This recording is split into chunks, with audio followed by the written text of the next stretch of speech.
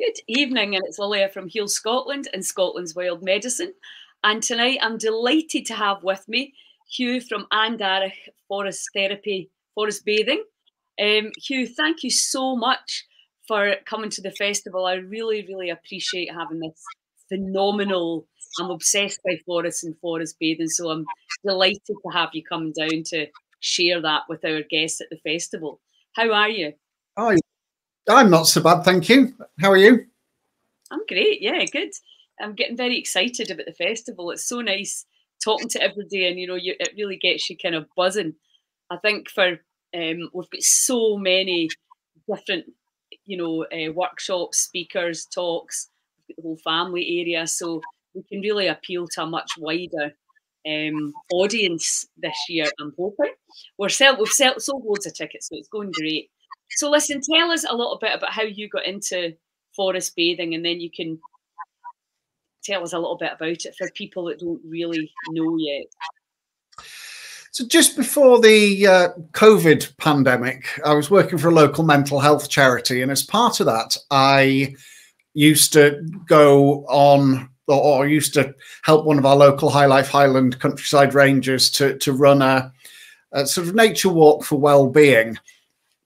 And really, she'd talk about the flora and fauna and archaeology, and I just used to lead a few mindfulness exercises and kind of keep the stragglers from getting too far behind.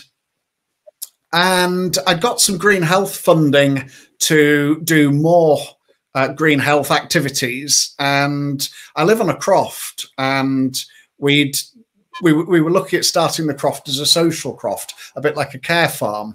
So we got some green health money, and then COVID started, and everything I'd planned was face-to-face. And the funders were saying, well, innovate if you can. So I thought, well, what could I do? And during the sort of initial parts of COVID, I discovered this idea of forest bathing, or Shinrin-yoku, as it was originally called in Japan. And I thought, well, that would be something that I could communicate to other people through webinars and things. So rather than doing face-to-face work, I ran some webinars and looked at ways to encourage people to spend their 1 hour outside a day sort of connecting with nature. So forest bathing, it's nothing to do with wild swimming. It's not about going, wild swimming in a mountain lochen. It's a nature immersive experience. And as I said, it started in Japan, really, in the early 1980s. Japan has quite a culture of nature connection already. So both Shinto and Buddhism have strong nature connection elements to them. In the early 80s, Japan was experiencing a massive tech boom, and the culture in Japan is very much around working hard. And in fact, there's a culture really of overwork. And what they were finding were that a significant number of people were becoming very ill through overwork. And in fact, the Japanese developed a term called karyoshi, which translates as overwork death. And it was to describe the people who almost quite often in the prime of their lives dropped dead at work, either from heart attacks or strokes and things. And the head of the Japanese Forestry Agency felt that the abundance of forests in Japan is about the third most forested country in the Western world. Only really Finland, I think, and either Sweden or Norway are more forested. But Japan is forested with native trees rather than monoculture. So it's a very conducive atmosphere, really, to going out in nature. And the head of the Forestry Agency conceptualized this idea of encouraging people to use the natural resources that there were to encourage people to engage with nature mindfully, in the hope that this would reduce stress, reduce anxiety, and reduce depression. And really interestingly, he felt that if he could encourage people to go out and appreciate the benefits of being in nature, that they would then become better environmental stewards and would be more proactive environmentally. So it was kind of 40 years ahead of really where we are now. So that was really where it came from. And they've got so much science to show that, you know, the reduction in adrenaline and, you know, the phytoncides coming off the trees. You know, it's fascinating that how we've ever thought that we were separate from nature. That's what I think. How did we ever get to that place that we didn't realise we're understanding about the Wood Wide Web, the mycelium, and all the interconnection, the intelligence in the plants? But for some reason, we seem to think you're walking about completely disconnected from that. It's crazy, isn't it? Well, absolutely. You know, there's an increasing concern about this. You know, Richard Louv wrote a book about The Last Child in the Woods, which is about his concerns about children becoming increasingly disconnected and nature deprived, really. Yeah, absolutely. I mean, I know one of my friends, he does the kind of outside nurseries, and the data is absolutely mind-blowing from risk aversion, eyesight, you know, the microbiome, so your actual health. I mean, that's just 3 of the list of about 100 things, benefits from being outside a lot more. And, you know, I think that one thing, my uncle, he would never be allowed to do this now, but he used to take us into the forest. He would cut down trees and we would go with him and play in the forest. So I've got that, even that smell, and we used to creosote the trunks of the trees. And, you know, so I've always, the smells are so pungent, and it's aromatherapy, isn't it? Oh, absolutely. And you were talking before about phytoncides, which are these volatile chemicals that trees emit, and they emit them, you know, partly as sort of antifungal or anti-insect agents, but there's a lot of evidence that when humans inhale them, that it boosts our immune system. Yeah. Both the Japanese and the South Koreans are so interested in this concept that lots of their universities have departments of forest medicine that you know, examine these things and measure the killer cells, which are the white blood cells that form our immune system, and they measure them and get people to inhale different kinds of phytoncides. Yeah, I know. It's I think it seems to me that I'm learning something every single day now about the power of nature. I mean, I was born and brought up in the country. We're always in the forest and the sea, climbing hills, making huts, and, you know, out. That was just the way we were brought up. And I'm one of 6, so we were put out the house. You didn't get any option. You were put out, and then of course they had a job getting you back in. So when I moved to the city, I really noticed, you know, not being able to jump in the sea, go for a walk in the woods. I know instantly how much better you feel just the fresh air. But I think the thing is now, people almost need the science, because we can't really trust that the fact that it feels good means that it is good. You know, if that lifts your spirits. Absolutely. I hate to say, I think I've increasingly become reassured by science, or it kind of underscores what I'm trying to do when it, you know, I say, you know, it's innate that we know that nature's good for us, but we've got these scientists in their white coats who are doing experiments and telling us that it's definitely good for us. Well, exactly. And I think it's interesting. You know, it's interesting to really understand how the body interacts with nature and the elements. You know, when I lived in Malta, I used to sun gaze a lot. And you know, I can survive on half the amount of food that I really feel I need to eat here because you know it's so powerful. I stopped wearing glasses when I moved to the sun. You know, when I was living in the sun. It's the power of natural light. It's nice being warm as well, mind you, I have to say. So, can you talk us through? So, you're going to be taking a group out at the festival. So, can you explain to people what that would look like for those that are interested in joining you, or for those that are maybe wondering, well, what do you do? Because I know it's not about getting from A to B, and it's not about biking through the. Can you explain it? Yeah, absolutely. I'll tell you a bit about what it is and a bit really about what it isn't. So guided forest bathing walks usually last between about 2 and 3 hours. But during this time, we rarely go more than a mile. And I've got some favorite places that I guide. One place near us, there's a loop through the woods of 800 meters, and I can make 800 meters of woodland path last 3 hours really quite easily.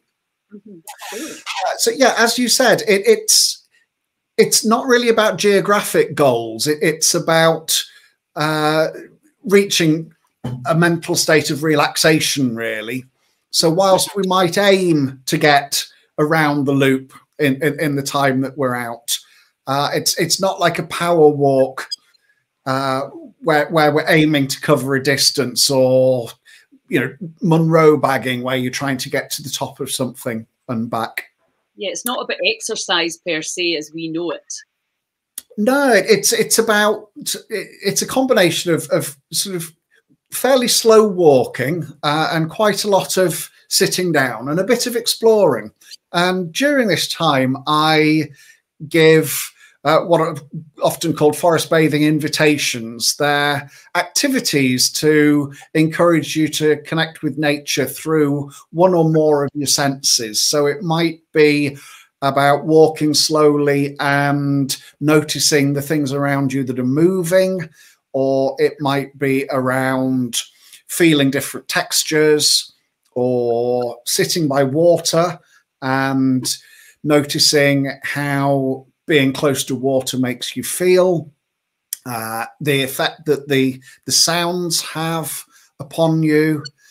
Yeah, so it's really about mindfully connecting with nature. So it's about noticing what's going on around you through all your different senses. Mm-hmm. With it being inspired by Japanese culture, we quite often end with a tea ceremony, which ideally is made with naturally foraged items. However, I've got to say that's about as far as my sort of tree identification and foraging skills go. One of the things that maybe appealed to me about forest bathing was when I first started my training, I was told that forest bathing wasn't really about tree identification. It was less about learning the names of trees and plants and more about learning how they can make you feel. And I'm rubbish at tree identification, so I tend to restrict myself to the things I forage to make tea from that I know aren't going to cause people problems. Yes, because I co-wrote the book Scotland's Wild Medicine with a medical herbalist, people sort of assume that I have knowledge of all the plants, and I'm learning a lot more. But yeah, sometimes I'm like, I feel as if I've got a plant dyslexia. I'm like, well, yeah, you're green, you should know what you are, but there's so many different ones. You know, there's some that are obvious, but other times I'm just like, you stick to the ones that I know. Wild garlic. I'm fairly good at identifying Scots pine. Yeah. And nettles, both of which make a really, really nice tea. Yeah, and you know, the pine tea there's so many medicinal properties to it too. And I was actually just listening to a podcast and they were talking about, you know, a big problem for humans right now is fungus, candida in the digestive system, and which the pine, you know, the essential oil of the pine tea is really good for that.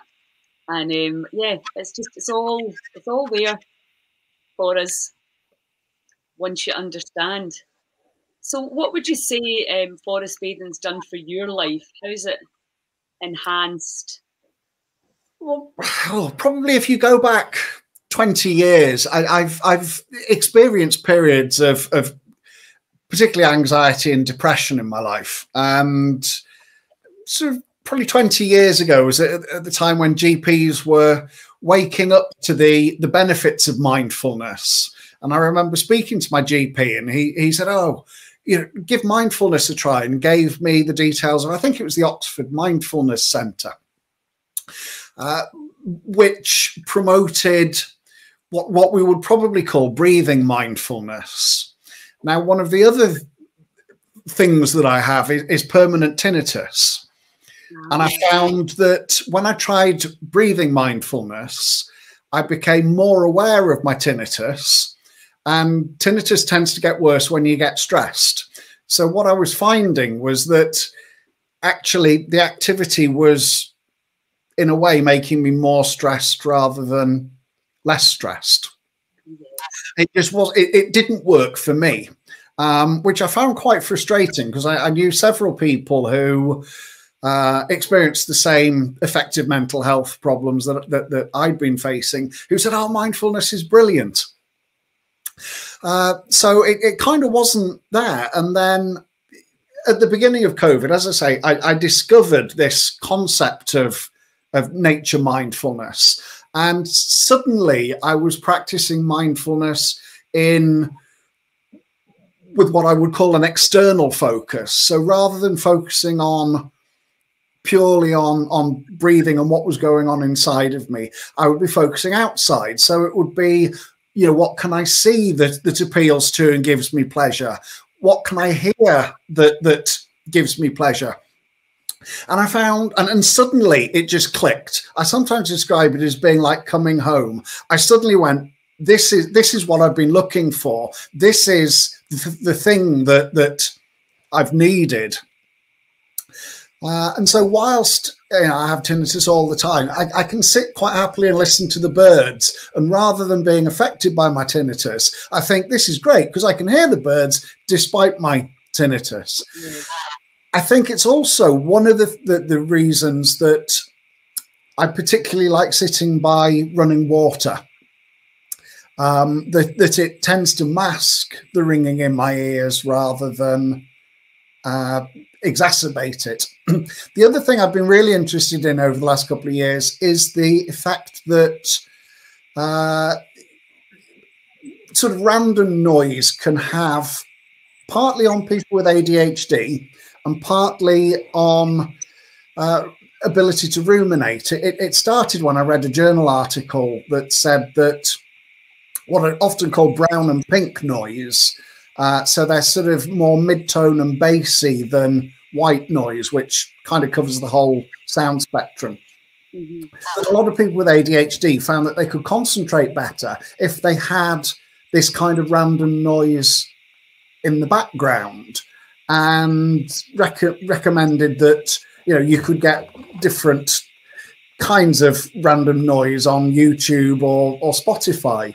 And I looked some of them up, and I don't have ADHD, but I am a terrible ruminator. And what I found is that listening to sort of running water, it actually becomes very difficult to ruminate. Rather than it being a difficult thing to stop, it becomes quite a difficult thing to do. So I love sitting by, you know, running streams, or I've become a real big waterfall chaser. Everywhere I go where there's a waterfall, I keep stopping. Wonderful. So I rarely now drive past the Falls of Falach without spending 10, 15 minutes there. So that's really kind of how I've discovered it. That's interesting about the noise. I've heard people talking about the white noise, but I didn't really fully understand what it was doing. So, well, listen, thank you so much for coming on and sharing all that with us. And I'm looking forward to meeting you in person. Yeah. Are you coming for the whole weekend? Yes, yes, I will be. Awesome. So people, you'll be around for people to chat to you as well. You know, that's another reason we're doing the live, so that people get to know you a little bit before they actually arrive. So thank you so much. And I look forward. I'm just like, oh my God, I want to go to that. I want to go to that already. I'm like, how am I going to work it all in? So you'll be leaving from Tarbert Holiday Park, all the kind of the water sports, the forest bathing, and the foraging's all, you know, be going from there.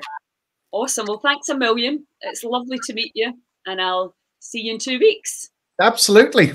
Thank you so much. Oh, thank you.